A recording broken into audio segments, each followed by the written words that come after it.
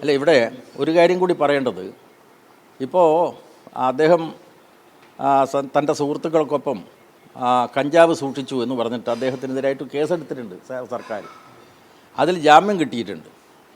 അതുപയോഗിച്ച വേടൻ തനിക്ക് തെറ്റുപറ്റിയെന്നും ആ തെറ്റ് തിരുത്തി സമൂഹത്തിൽ ലഹരിമുക്ത ജീവിതത്തിലേക്ക് ഞാൻ കടക്കും എന്ന് പറഞ്ഞാൽ നമ്മുടെ സമൂഹത്തിൻ്റെ ഭാവി ആഗ്രഹിക്കുന്ന ഏതൊരാളും അതിനെ പ്രോത്സാഹിപ്പിക്കുകയാണ് ചെയ്തത്.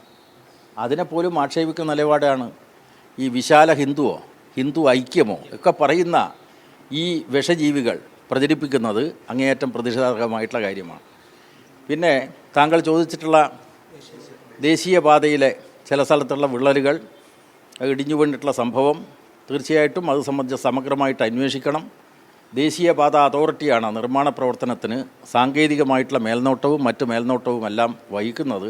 അത് സംബന്ധിച്ച് സമഗ്രമായിട്ട് അന്വേഷണം നടത്തണമെന്ന് ബഹുമാനപ്പെട്ട മുഖ്യമന്ത്രി തന്നെ കേന്ദ്ര ഗവൺമെൻറ്റിനോട് ആവശ്യപ്പെട്ടിട്ടുണ്ട്.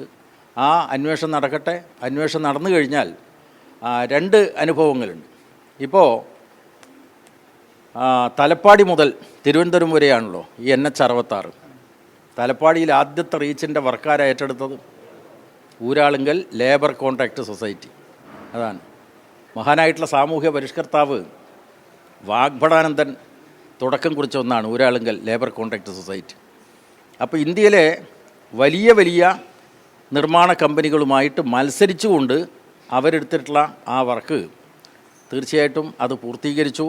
അത് ഏറ്റവും നല്ല പ്രവൃത്തിയായിരുന്നു. ഇവിടെ ചിലയിടത്ത് വിള്ളലുകളും തകർച്ചയും ഉണ്ടായിട്ടുണ്ട്. അത് സംബന്ധിച്ച് സമഗ്രമായിട്ട് അന്വേഷിച്ച് നടപടിയെടുക്കണം. ഉത്തരവാദികൾക്കെതിരായിട്ടുള്ള കർശനമായിട്ട് നടപടിയെടുക്കണം.